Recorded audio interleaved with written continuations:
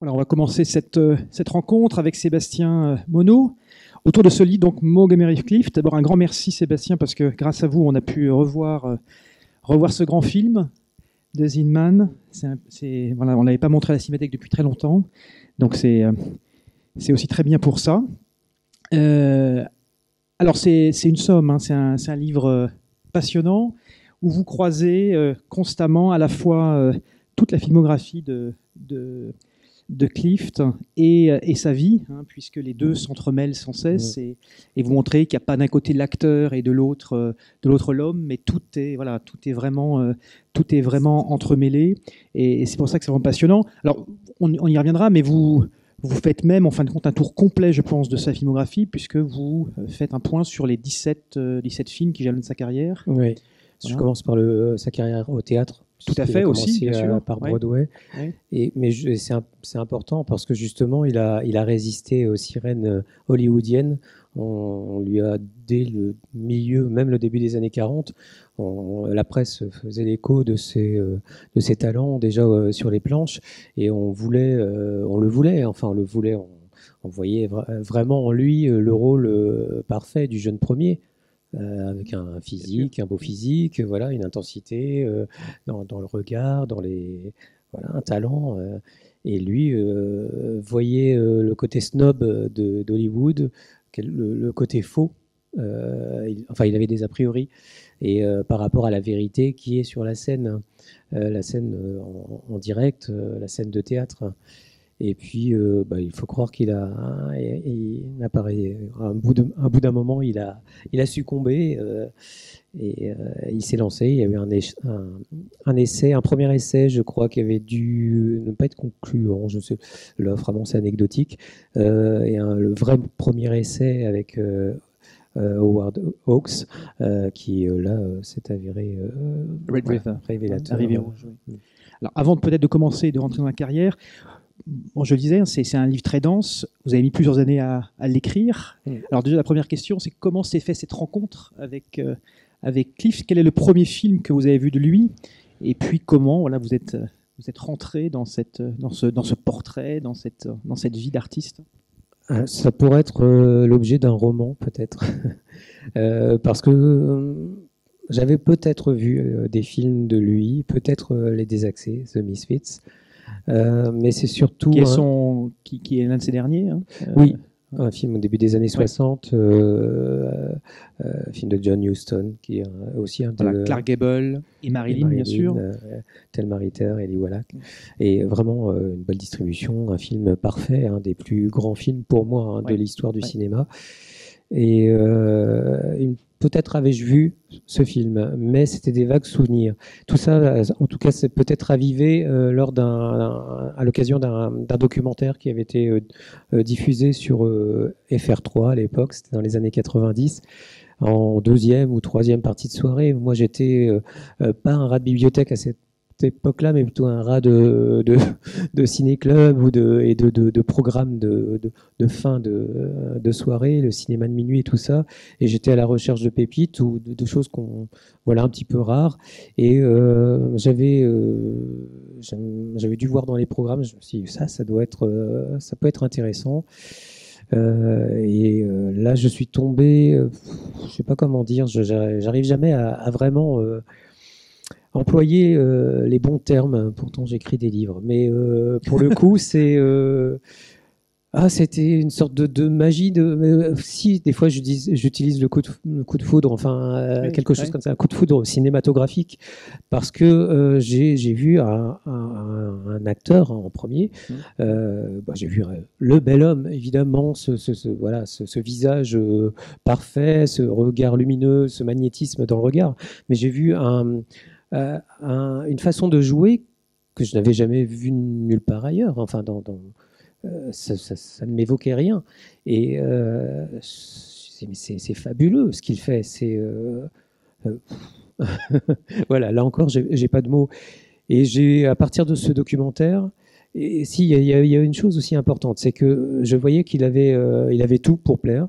donc la beauté, le talent et le succès. Il a connu un succès incroyable en rivalisant vraiment avec Brando, Dean et tous les autres à l'époque. D'ailleurs, on disait les bruits de couloir et dans les rédactions et sur les plateaux, c'était un film que l'un ne faisait pas, c'était l'autre qui le faisait.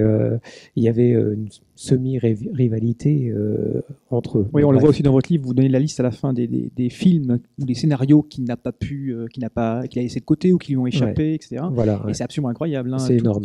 Tout y est, quoi. Oui, là, c'est un travail de fourmi aussi.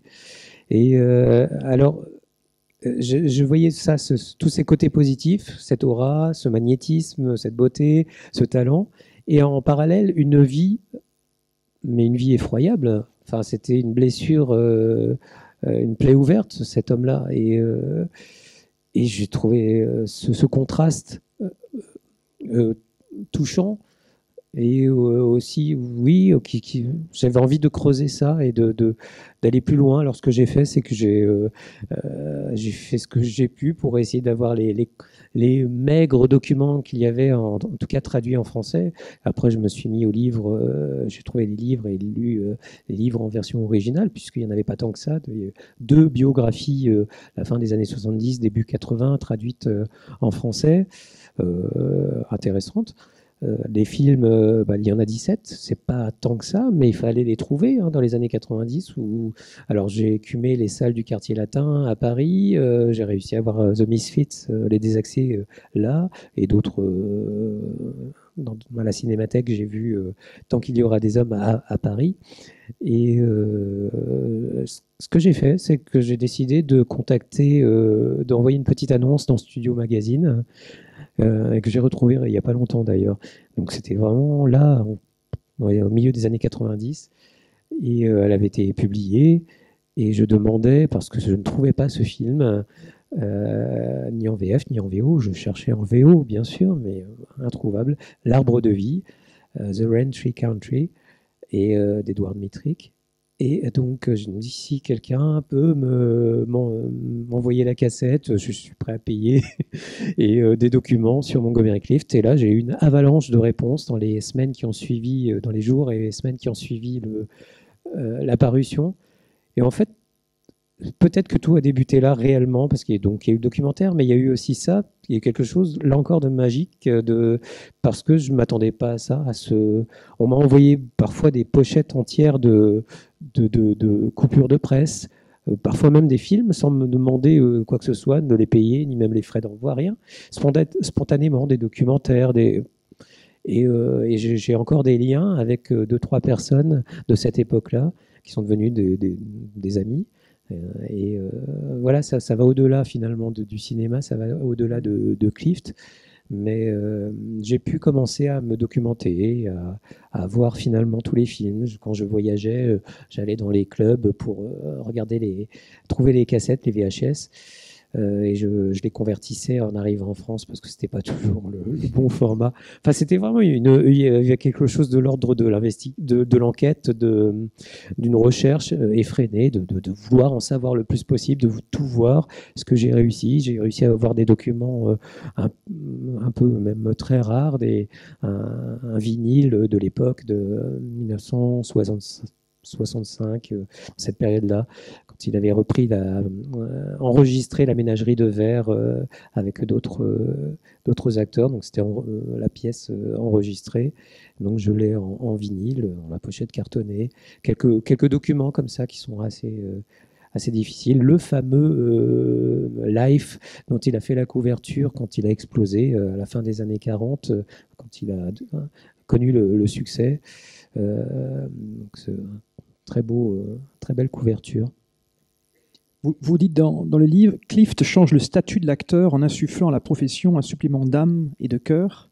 Donc, est-ce que vous pouvez nous en dire plus sur ce qui fait peut-être sa différence, et puis surtout comment vous expliquez que finalement que Clift a été un petit peu éclipsé par, on les citait tout à l'heure, d'autres grands noms, d'autres grands acteurs qui sont arrivés après, qu'il a inspiré. Mais c'est vrai que, par exemple, quand on pense à ce film, on ne pense pas forcément tout de suite à Clift, on pense effectivement C'était pas lui qui était prévu. La production voulait, j'ai dû le noter quelque part, mais voulait, si je sais, c'est pas très loin, il voulait Aldo Ray ou Joe Derek. Ouais.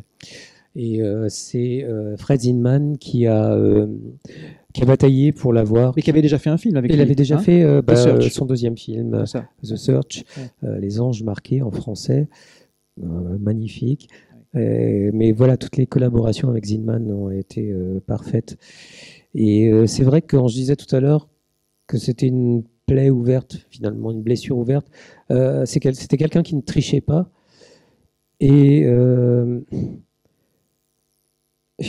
en même temps, c'est peut-être dans le sens inverse qu'il faut regarder la chose.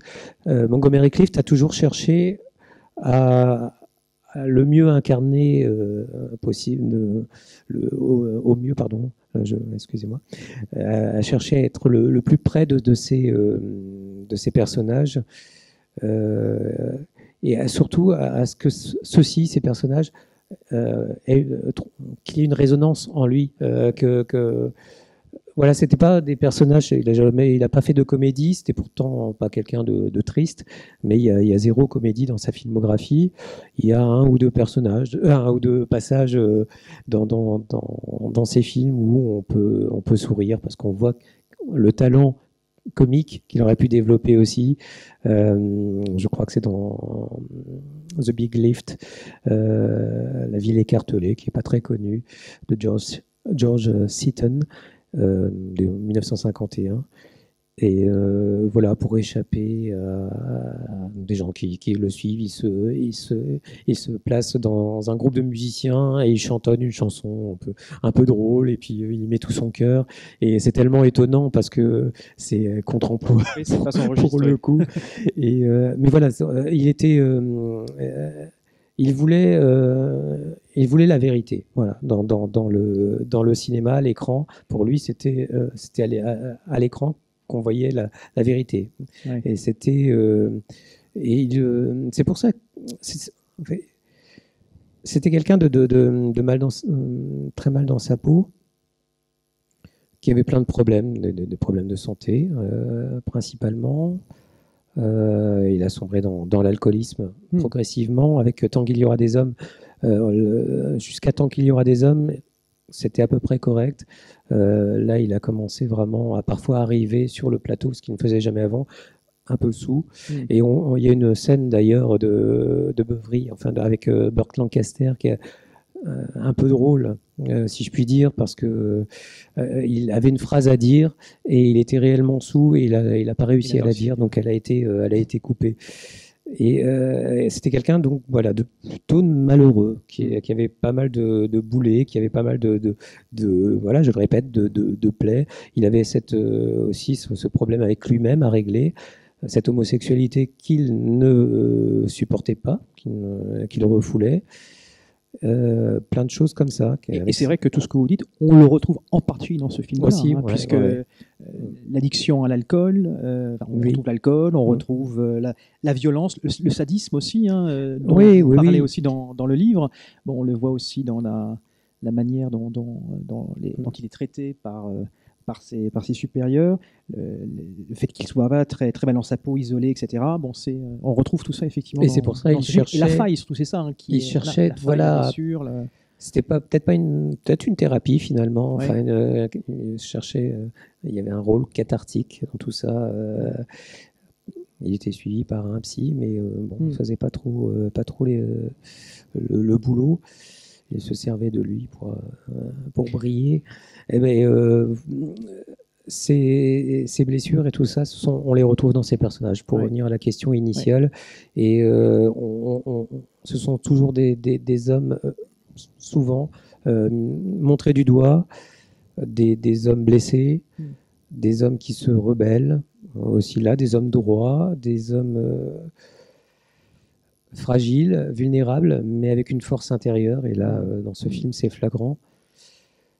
Et puis cette blessure donc devient à la fin de sa carrière, dans les début des années 60, devient même plus que visible, puisqu'il est son visage est marqué après cet accident de voiture qui va effectivement marquer oui, c'est la fin d'une carrière, quelque part. Hein. C'est le début de la fin, si on peut dire. Mais la blessure devient encore plus visible, on va dire. C'est ça que je veux. Voilà. Avec un visage mais qui la est à moitié blessure, voilà, déformé. oui, c'est vrai, ouais, tout à fait. Le 12 mai 1956, suite à une soirée chez Elizabeth Taylor et son mari, sur les hauteurs de Beverly Hills, il décide de rentrer. Il a bu, comme dans une soirée, peut-être un peu plus, mais il avait des médicaments, il avait des choses comme ça qui ne faisaient pas bon ménage avec l'alcool. Et il a tenu à rentrer seul, à prendre sa voiture. Et il est sa voiture dans les virages à un moment est rentré dans un poteau et il s'est trouvé encastré dans le véhicule. C'est d'ailleurs Elizabeth Taylor qui, dès qu'elle a su l'accident, est venue, est accourue et lui a sauvé la vie par ailleurs en se portant en lui portant secours. Il était vraiment coincé sous le tableau de bord avec la mâchoire fracturée, des dents qui s'étaient logées dans le fond de la gorge. Ne partez pas, je vais arrêter là parce que c'est un peu gore, j'avoue. Mais Elizabeth Taylor est rentrée dans la voiture. Elle était fine, elle s'est faufilée, elle était coincée vraiment tout au fond, sous le volant, et il lui a montré il a réussi à lui montrer qu'il avait quelque chose au niveau de la gorge. Elle a compris, elle lui a mis glissé les doigts pour retirer les deux dents, je crois, qui étaient logées, qu'il ne pouvait pas extraire. Voilà. Mais elle lui a sauvé la vie plusieurs fois finalement. Ouais, on reviendra peut-être sur cette relation avec Taylor et puis avec d'autres femmes aussi qui ont marqué sa vie. Vous insistez aussi beaucoup dans l'ouvrage sur le fait que cet homme était aussi un homme très cultivé, voilà, perfectionniste, oui. Quelqu'un qui lisait énormément, qui avait énormément de livres chez lui, qui parlait plusieurs langues. Un homme aussi, on peut aussi parler bien sûr de son enfance, un homme qui au départ vient d'une famille assez aisée et qui a une culture assez et en fait, c'était riche. Mais les névroses viennent toujours de très loin, de l'enfance et parfois même d'avant. Et la maman de Montgomery Clift se savait aristocrate, mais avait été écartée. Enfin, c'est un peu long à expliquer et je ne vais pas rentrer dans ces détails qui pour être très intéressant finalement. Mais de le savoir, ça implique quand même pas mal de choses sur son enfance. C'est qu'elle a tenu à donner à ses 3 enfants. Donc Montgomery Clift avait une sœur jumelle et un frère un peu plus âgé.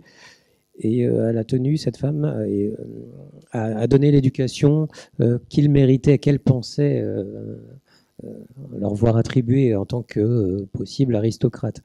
Et donc, ils ont fait pas mal de choses. Ils ont appris chez eux. Elle avait des cours particuliers, un professeur particulier. Donc voilà, les langues étrangères, le français notamment. Ils ont fait d'ailleurs aussi beaucoup de séjours. Je parle de la maman et des 3 enfants parce que le père était beaucoup en voyage, était assez absent. Et voilà, là aussi, on ne va pas rentrer dans la psychologie, mais ça conditionne aussi certaines choses par la suite, des manques, etc., etc. Ils sont venus beaucoup en Europe, en Suisse, en France, et ils ont appris certains sports, enfin fait des sports. Ils ont fait du ski à l'époque, dans les années 30-40. Voilà, tout le monde ne faisait pas ce genre de sport. De l'équitation, du chant. Enfin, il y a eu beaucoup de choses, la littérature, les arts, la musique. Ça fait partie du coup aussi du background de Montgomery Clift, qui était pas quelqu'un finalement de si spontané. C'était quelqu'un de construit qui arrivait avec vraiment toute cette culture. Et tout ça. Et c'est sa mère qui l'encourage à prendre des cours de théâtre, c'est ça, au tout début de sa carrière? En tout cas, elle ne met aucun frein. Oui. Et, il commence, elle a beaucoup d'ambition pour lui quand même. Hein. Elle a beaucoup d'ambition, oui, elle l'accompagne. Donc il commence pas à Broadway tout de suite évidemment, mais dans des petites pièces, des petites productions. Il a 13 ans. Il fait déjà sensation. J'allais dire fureur, peut-être pas exagéré, pas à cet âge-là, mais voilà, on sent qu'il y a quelque chose. Il y a un petit côté androgyne aussi qui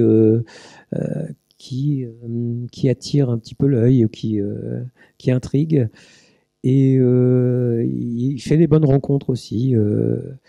La famille Lunt, qui notamment le prend aussi. C'est une famille de substitution, parce qu'il va s'écarter aussi de sa vraie famille au bout d'un moment, Montgomery Clift.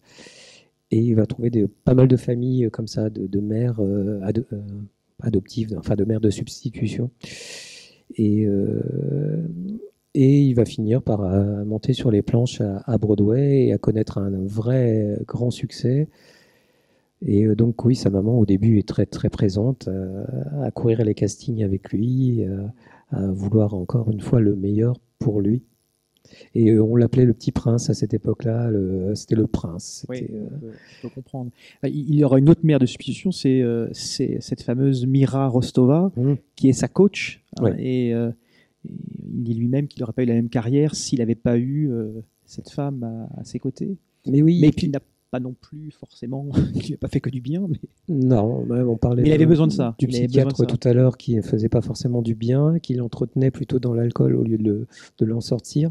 Et Mira Rostova, sa coach, était un peu comme la coach de Marilyn. C'était qu'on appelait, je crois, la veuve noire. Hein, je crois que ça. Et c'est ça.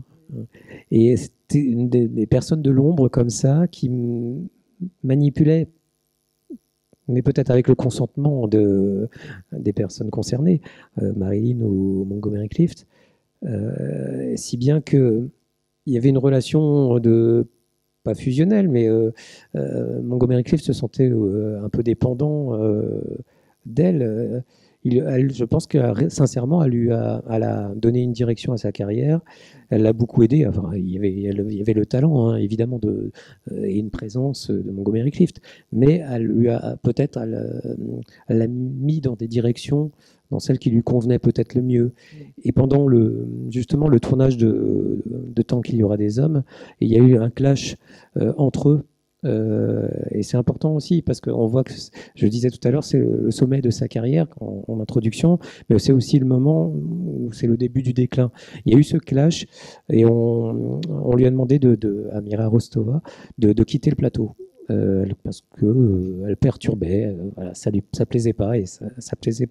On peut comprendre que pour Zinnemann aussi, c'était pas forcément évident d'avoir. Pardon.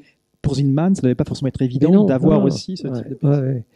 Et là, Clift l'a laissé partir et ils ont eu même quelques mots embrouilles à cette période-là aussi, avec un premier petit accident de voiture, peut-être prémonitoire. Clift, un peu alcoolisé, rentré dans une barrière chez quelqu'un. La police l'a un peu sermonné quand on l'a reconnu, mais on lui a dit bon, recommencez pas. Bon, malheureusement, il a recommencé. Mais voilà, il y a eu ce clash. Et Montgomery Clift s'est dit je suis foutu si elle s'en va finalement. Qu'est-ce que je vais être sans elle? Parce qu'il avait tellement le sentiment d'être indissociable d'elle, d'être dépendant finalement d'elle, de ce qu'elle lui a apporté. Donc ça a accentué, je pense, les problèmes qui étaient déjà bien latents, qui étaient déjà bien là. Et après, voilà, ça n'a fait que dégringoler. Donc là, c'était 53 pour Tant qu'il y aura des hommes. L'accident de voiture, c'est en mai 56.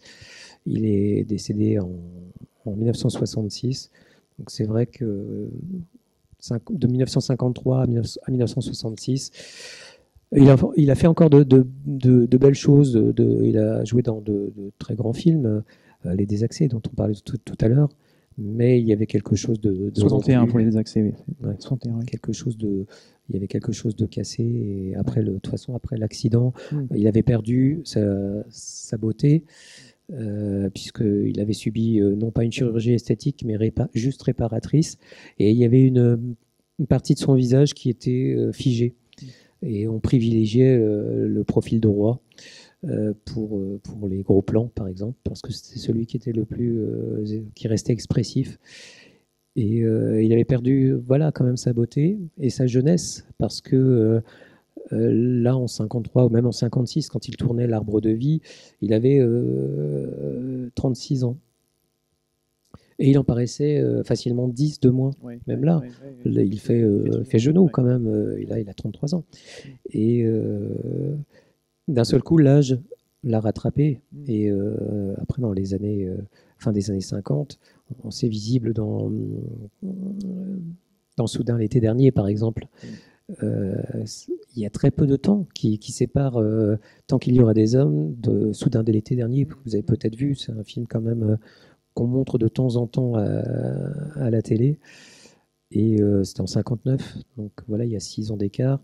Et il avait ce maintien un peu particulier. Il était toujours légèrement courbé comme ça dans son jeu, et on le voit un peu fermé. Voilà, toujours un peu, et un peu replié sur lui-même, dans le sens propre comme au figuré du coup.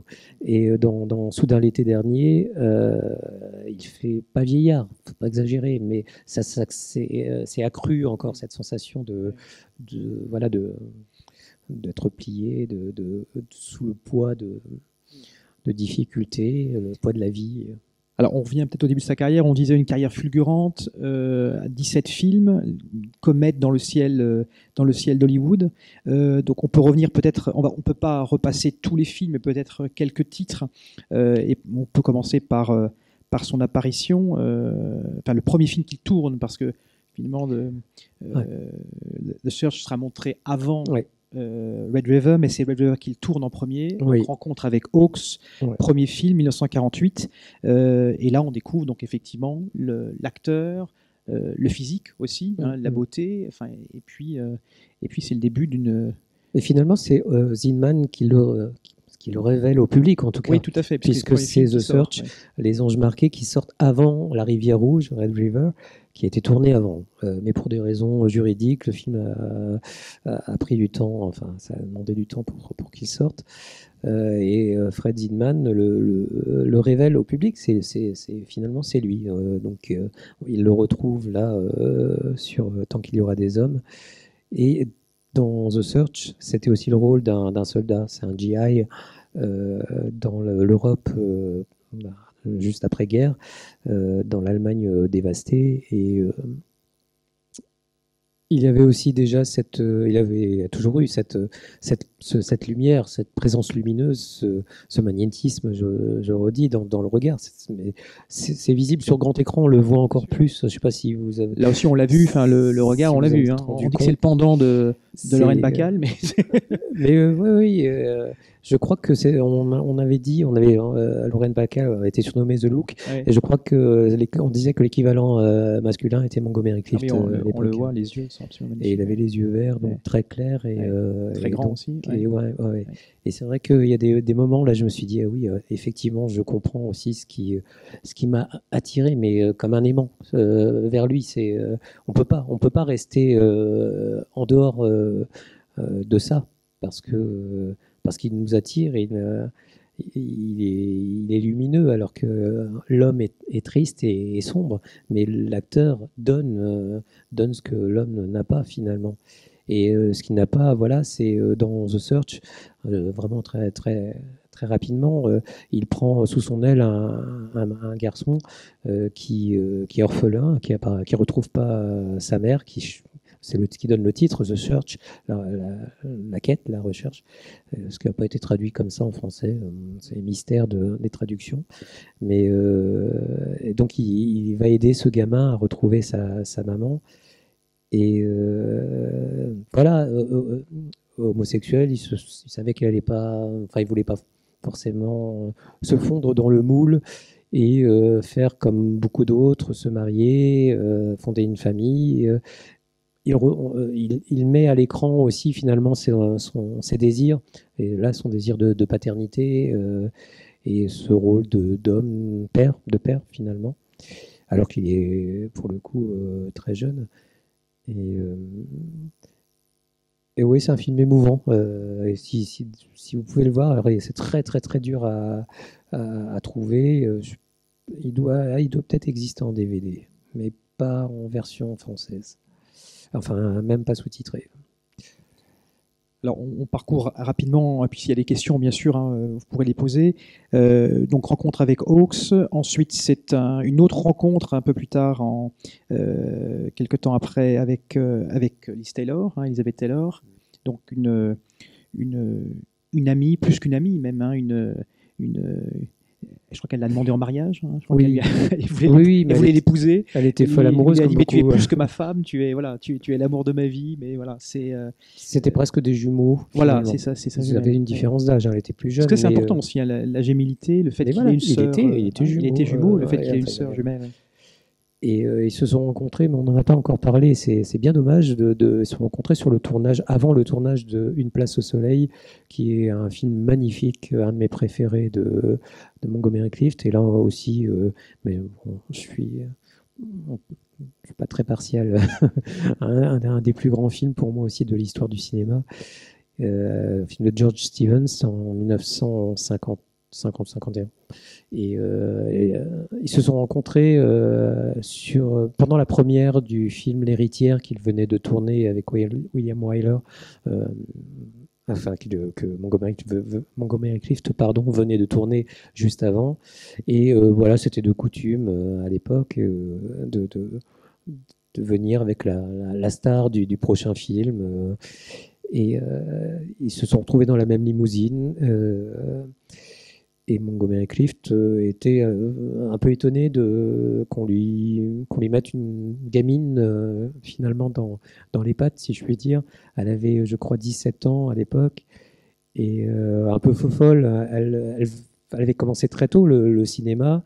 Et pour elle ne le prenait pas au sérieux. Elle ne prenait pas le cinéma au sérieux. C'était un amusement. Elle était encore presque adolescente, même si elle faisait déjà jeune femme.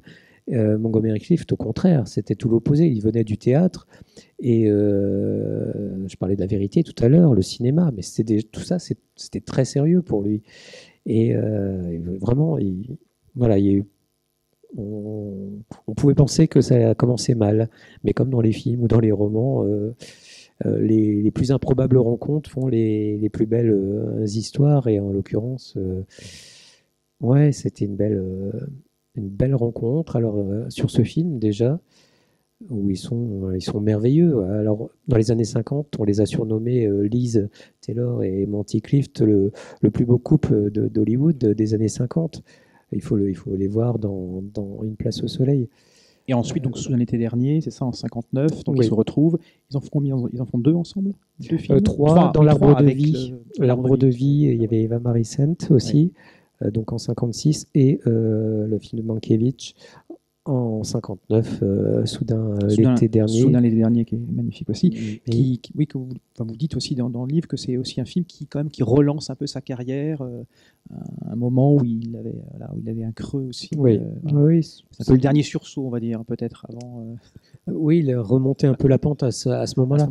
Ouais. Et ils auraient pu faire un autre film, Reflet dans un œil d'or. Reflection in a Golden Eye en anglais. C'est Marlon Brando qui est finalement le concurrent jusqu'au bout, qui a eu le rôle, mais par défaut, puisque Elizabeth Taylor a tout fait pour que Montgomery Clift ait ce rôle, parce que là, il retrouvait John Huston, même si ça s'était très mal passé sur les tournages avec lui, sur Freud notamment. Il a eu le rôle titre dans le biopic sur Freud. Il savait que ça allait. C'était John Huston, c'était pas un réalisateur médiocre. Et il y tenait beaucoup parce que il finit sa carrière sur L'Espion, qui est un très mauvais film, où même lui-même n'est pas au mieux de sa forme, donc on peut pas juger vraiment. Il meurt quelques semaines après le tournage, il voit même pas le film sortir. Et après L'Espion, c'était pour prouver au studio qu'il pouvait jouer encore. Donc il fait l'affaire, mais il a perdu effectivement la grandeur de ses premiers rôles. Et Elizabeth Taylor est là jusqu'au bout, jusqu'au dernier jour finalement. Et elle met même son salaire, elle donne son salaire pour payer l'assurance de Reflet dans un œil d'or, pour qu'il joue, pour pour qu'il joue, mais pour qu'il vive, pour qu'il continue, parce que sinon c'est la fin. Et bon, voilà, c'était la fin, puisqu'il est mort après L'Espion, et il n'a pas pu faire ce film. Alors, Place Innocent, donc c'est 51. Ensuite, on peut s'arrêter, et là, il y aura peut-être des questions aussi dans la salle, donc sur ce film de 53 qu'on vient de voir, avec ce très beau titre en anglais, From Here to Eternity. C'est aussi un résumé peut-être de ce qu'est Monty. Et puis, très beau titre aussi en français, Tant qu'il y aura des hommes. On peut pas dire là, dans les deux cas, c'est superbe. Les deux marchent. Ouais. Avec donc une distribution, on l'a dit tout à l'heure, magnifique, Sinatra, Lancaster, Deborah Kerr, etc. Est-ce qu'il y a des questions peut-être dans la salle sur le film, sur ce qu'on vient de voir? Je crois qu'il y avait quelqu'un là qui souhaitait poser tout à l'heure une question. N'hésitez pas. Hein.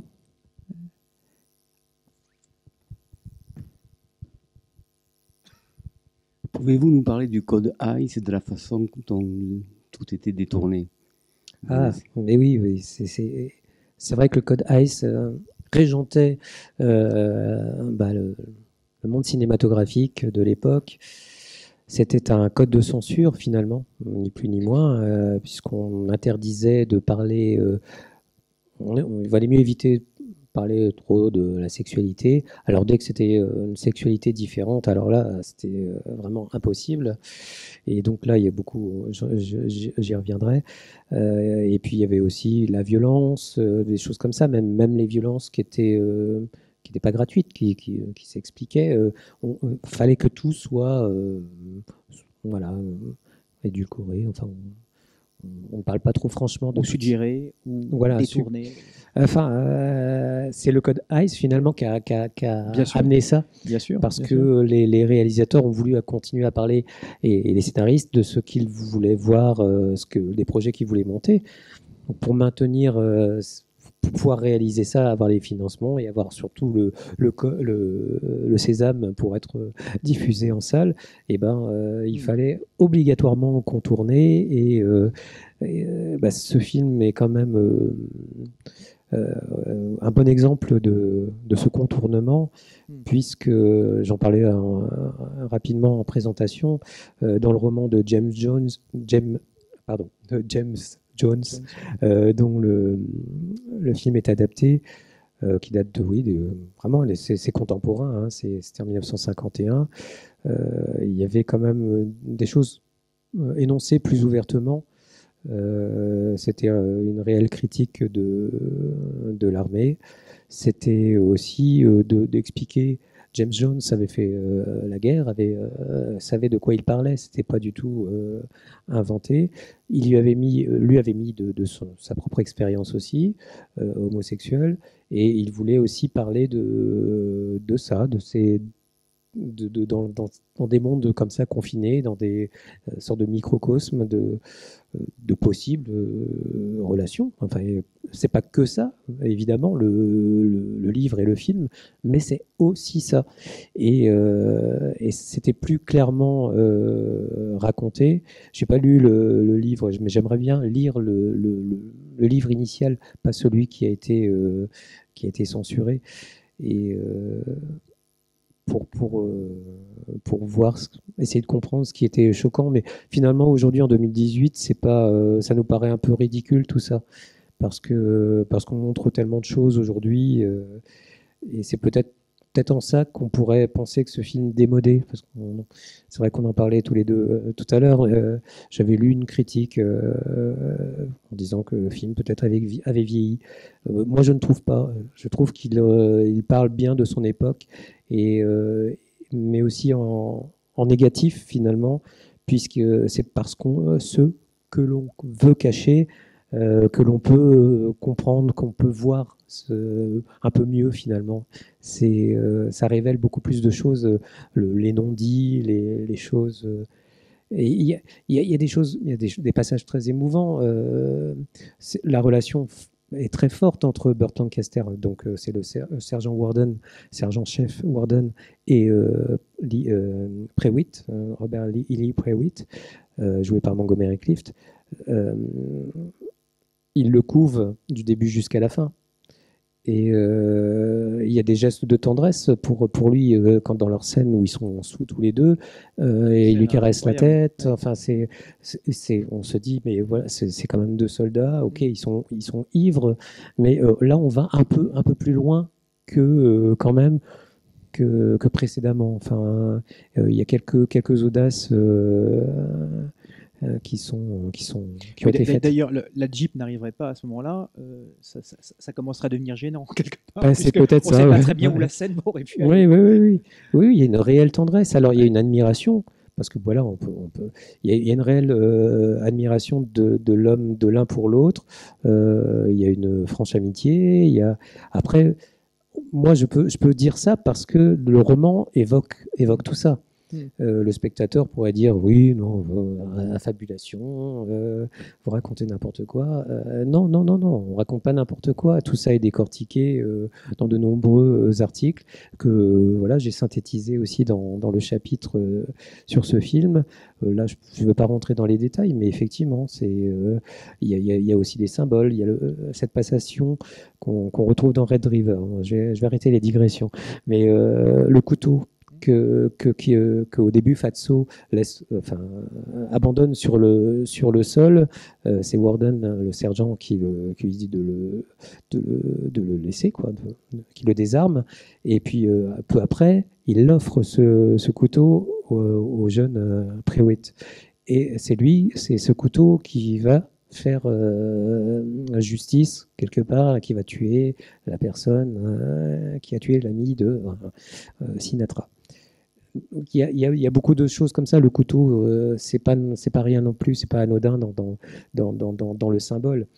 Énormément de petites choses comme ça qui, quand on regarde un peu distraitement ou quand on ne creuse pas, évidemment on ne voit pas et ça passe. Et justement pour la censure, c'était très bien.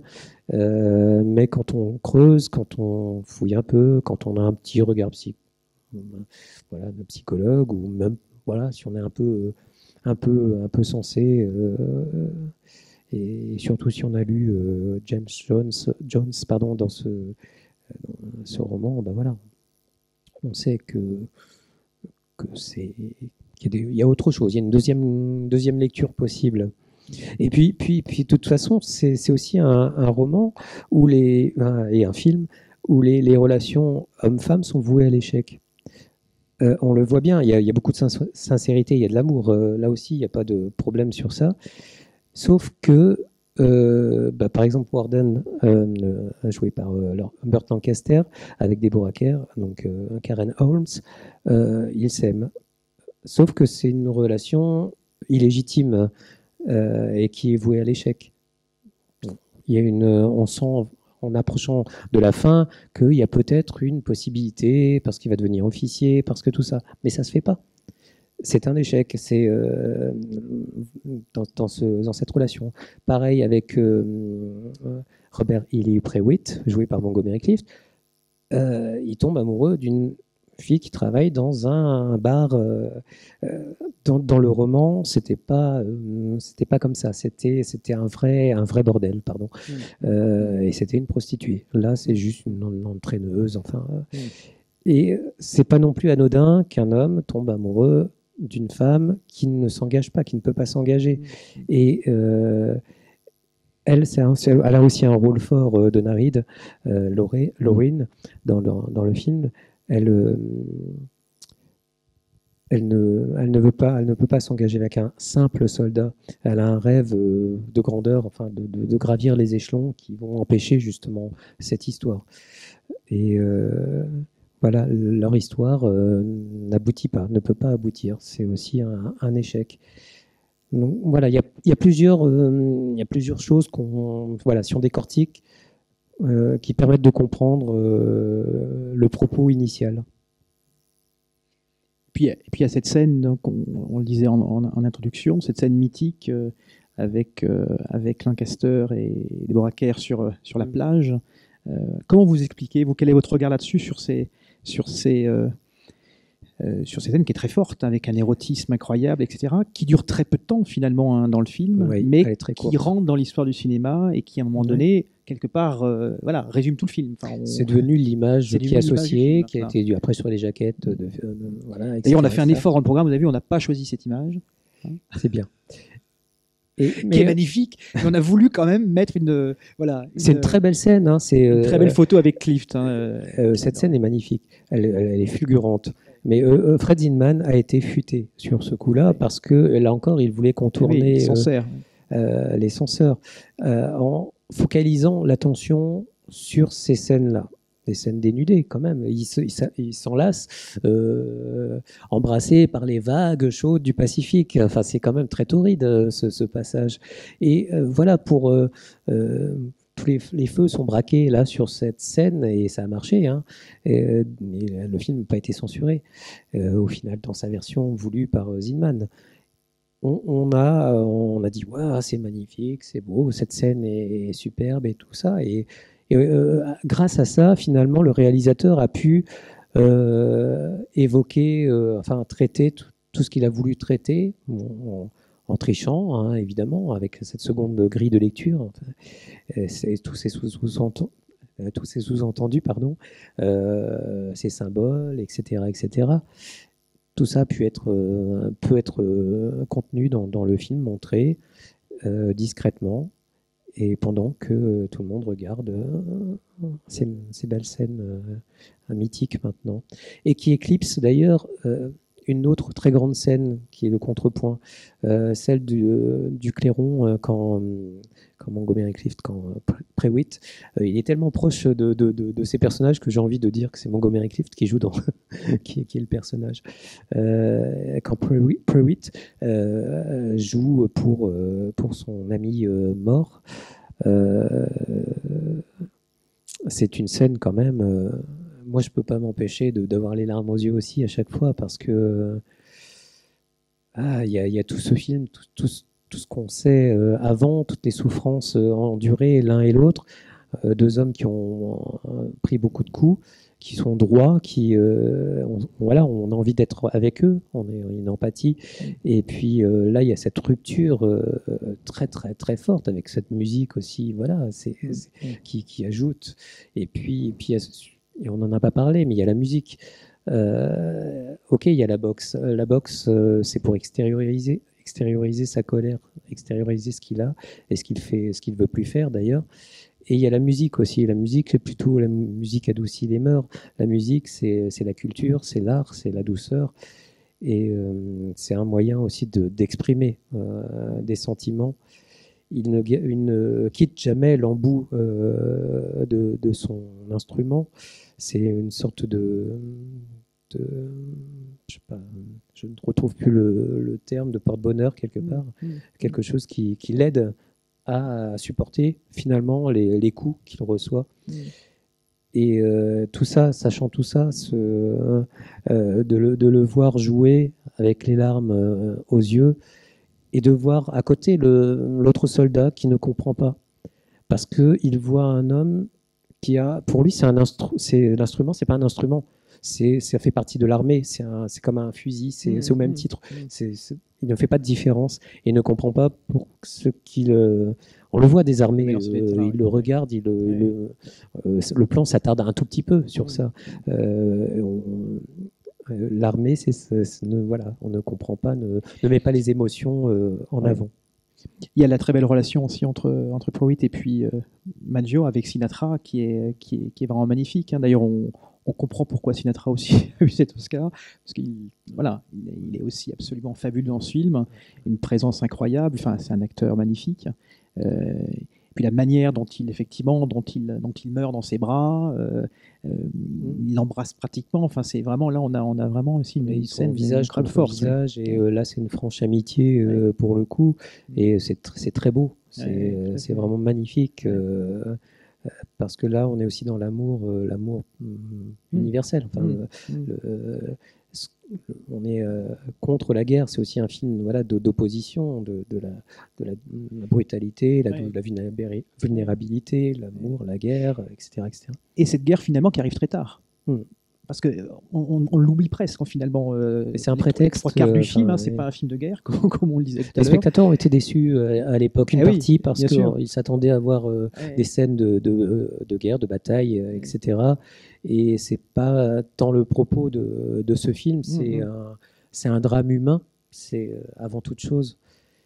Et bon, quand on voit comment ça se termine, effectivement, c'est un drame humain et très ironique, puisque Prewitt meurt sous les feux de ses alliés. C'est les Américains qui le tuent, et non pas les Japonais.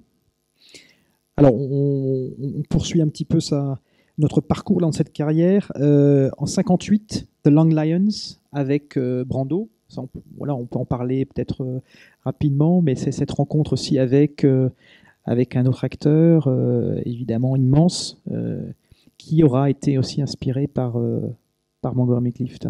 Oui, ce qu'on ne sait pas trop, c'est... Et Dean Martin aussi dans celui-là, je crois. Dean Martin. Ouais. On ne connaît pas trop leur relation. Ils étaient assez proches, quand même. Et Brando était impressionné par le jeu, la qualité du jeu.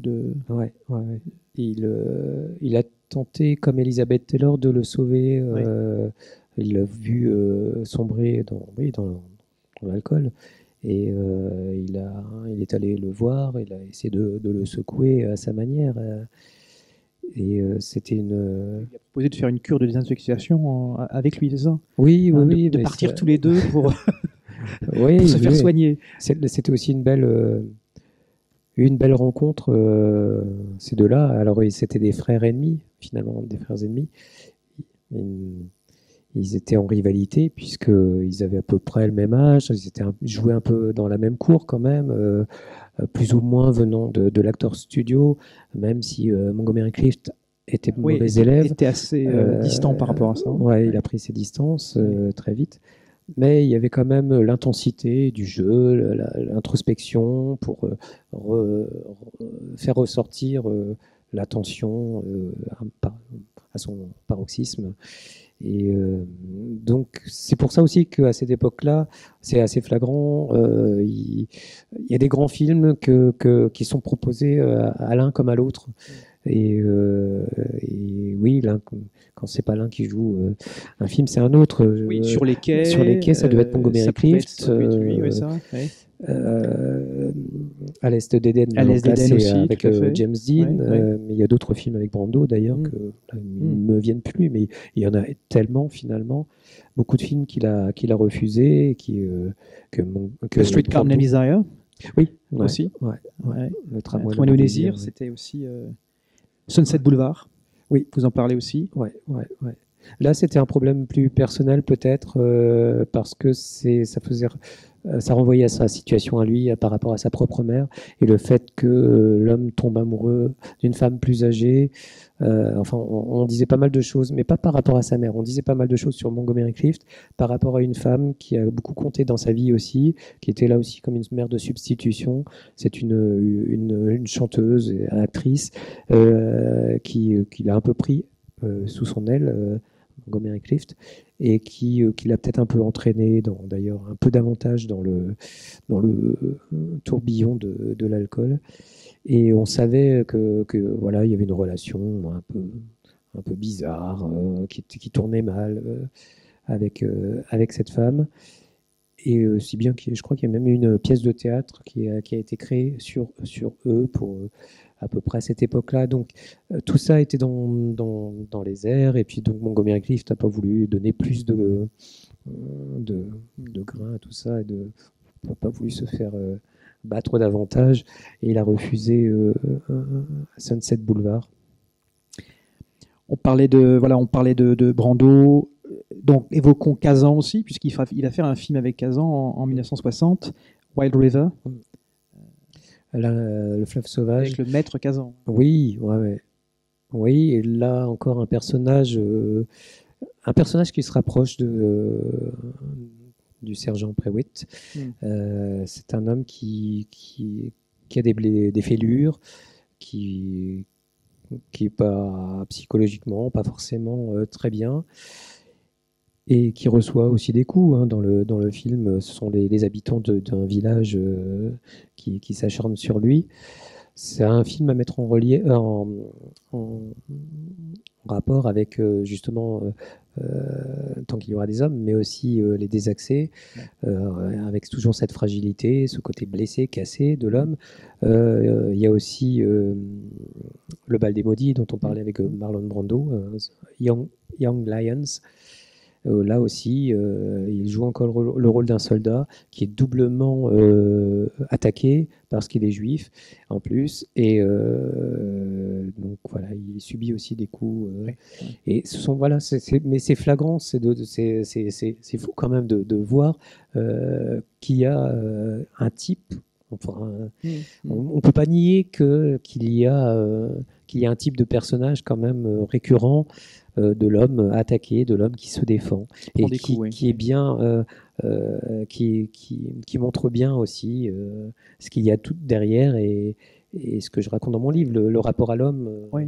Un homme qui prend des coups, effectivement, mais aussi un homme qui en donne, hein, parce que vous le racontez aussi, hein, c'est un homme qui était très violent aussi, notamment dans ses relations amoureuses, qui n'étaient pas forcément très simples, et qui pouvait se mettre dans des états... sous l'emprise sous l'empire de l'alcool. Il devenait incontrôlable en fait, et comme c'était c'était tout l'un ou tout l'autre, hein, c'était pas du tiède, et donc voilà, c'était l'euphorie ou l'inverse, la dépression. Et dans ses relations intimes aussi, oui, c'était sentimental, c'était compliqué. Quand il était sous, il ne se rappelait pas de ce qu'il avait fait donc le lendemain, et il pouvait battre son ami, et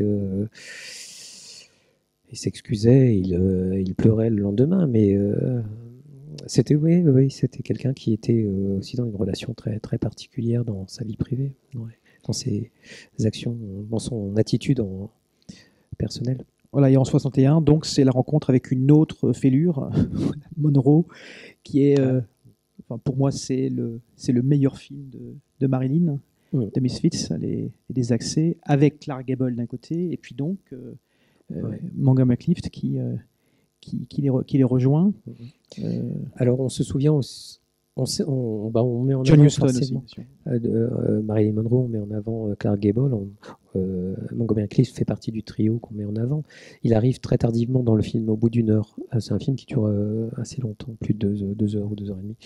Et là, une de ses premières scènes, on le rencontre, il doit téléphoner à sa mère. C'est une scène assez connue dans le milieu cinéphilique. Il est au téléphone, il ouvre la porte, il ferme la porte, il y a quelque chose de aussi très puissant dans cette scène. Le rapport à la mère, là aussi, forcément, on ne peut pas s'empêcher de faire le lien avec sa vie, avec cette mère qu'il a abandonnée, enfin qu'il a un peu délaissée, et qu'il retrouvera après. Et on se souvient finalement de lui aussi, et beaucoup de cette scène, alors qu'elle arrive très tardivement, et qu'il s'est passé déjà pas mal de choses, de bonnes choses, de belles choses avant. Et là encore, un rôle d'homme blessé une nouvelle fois, avec des fêlures apparentes, une cicatrice sur le nez due à des répétitions avant le tournage, qui allait dans le sens du film finalement.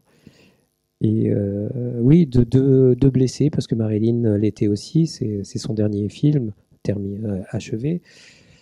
C'est un film qui est écrit pour elle, en tout cas son rôle, et je pense même le film d'ailleurs. Arthur Miller. Et ils se sont trouvés, alors encore deux jumeaux. On parlait de Elizabeth Taylor et Montgomery Clift.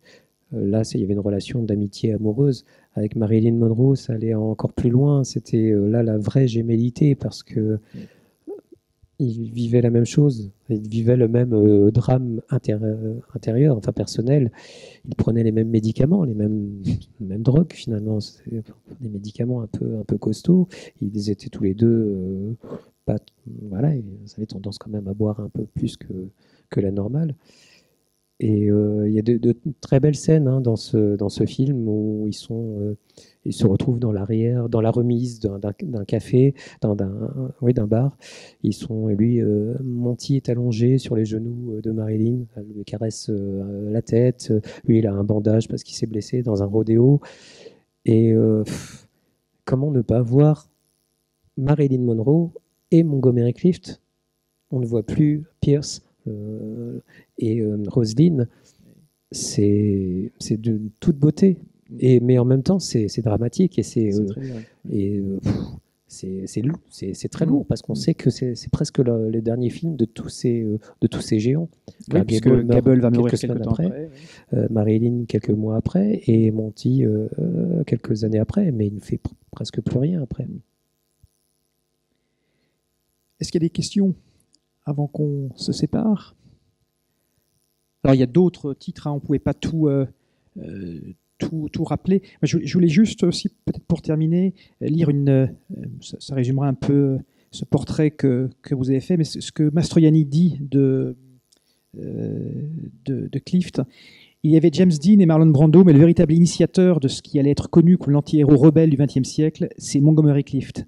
Un interprète tout en retenue, avec une tension intérieure, un éternel regard mélancolique, une présence discrète et forte qui subsistait même quand la caméra ne tournait plus. Et puis, il y eut les douloureuses nouvelles, son accident, ses amours avec la solitude, ses crises d'angoisse et son ultime réclusion. Tous nous étions d'autant plus attristés qu'il semblait que toute la sympathie du monde ne pouvait l'aider. Dans une salle obscure, regardant son premier film après l'accident, j'étais à la fois curieux et craintif. Oui, il avait changé. Le jeune garçon de Red River avait 10 ans de plus.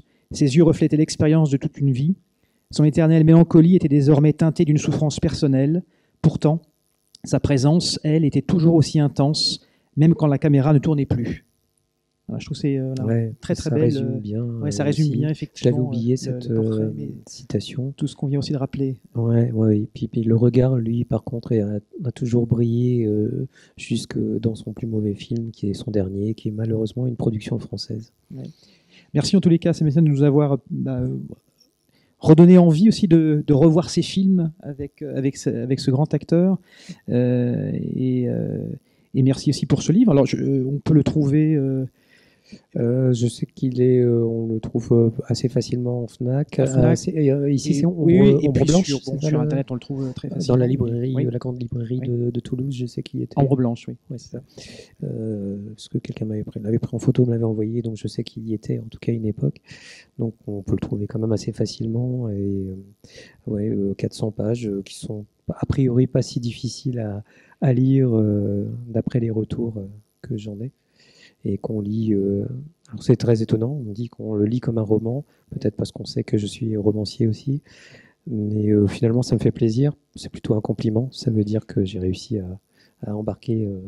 Juste peut-être une dernière question, parce que c'est est-ce que Clift aujourd'hui aurait des... Vous en parlez un petit peu à la fin, l'héritage de l'acteur, hein, en musique, en cinéma, etc. Mais qu'est-ce qui, pour vous, est le plus marquant dans l'héritage qu'il aurait pu laisser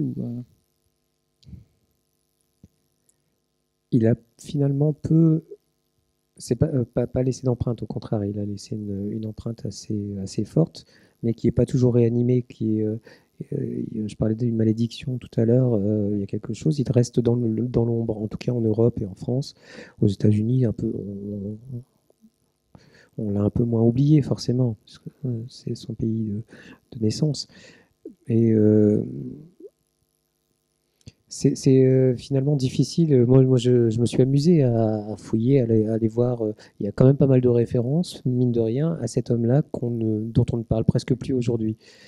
Dans Trainspotting, le premier, Ewan McGregor, je ne sais plus le nom de son personnage, lit une biographie de Montgomery Clift. C'est un détail, mais pourquoi ce livre-là? C'est incroyable. Il y a tellement d'autres livres à mettre pourquoi pas en avant. Il y a un film là avec, mais ça y est, j'ai déjà perdu le nom, alors que je l'avais en tête, un acteur qui tourne pas mal dans des rôles un peu foufou, qui a un frère, je ne sais plus. Donc j'ai pas. Qui voilà, dans son film qui Franco. je sais, Franco. voilà, merci. James Franco. Franco. Et dans un film qui va peut-être pas sortir en France, en tout cas qui est sorti ou va sortir bientôt aux États-Unis, Zéroville, adapté d'un roman. Il s'est fait tatouer pour le besoin du film, parce que c'est dans le roman. Il s'est fait tatouer dans le cou le visage de Montgomery Clift avec Elizabeth Taylor. Et ça c'est fou. Et il y a plein de petites choses comme ça. Après, il y a aussi son influence. On se réclame pas trop de lui pour toujours les mêmes raisons, parce que on l'a oublié. Mais moi, je vois dans certains jeux, alors là tout de suite, peut-être un peu chez Tom Cruise, légèrement, mais il y a chez certains acteurs, Rupert Everett peut-être aussi. Enfin, il y a quelques acteurs où on retrouve une petit quelque chose dans le magnétisme ou dans la volonté de faire parler le corps plutôt que de parler, plutôt d'être sur l'intensité émotionnelle. Mais c'est vrai que c'est vraiment dommage parce que il y a une richesse chez cet homme-là dans cette filmographie, et moi de toute façon j'aurais fait mon livre quoi qu'il en soit. Mais aujourd'hui quand je fais des salons, des dédicaces et des gens qui passent qui me disent je connais pas, ça me fait un peu mal, et le but c'est aussi finalement de réhabiliter cette mémoire, et puis de donner à connaître, redécouvrir cet acteur qui a vraiment marqué l'histoire du cinéma, qui a tourné avec les plus grands, et pourquoi aujourd'hui il évoque si peu. Mais merci en tout cas à la Cinémathèque. Merci beaucoup Sébastien. C'était vraiment bien. Et merci aussi pour le film. C'était l'occasion vraiment de le redécouvrir sur grand écran. Merci. Merci.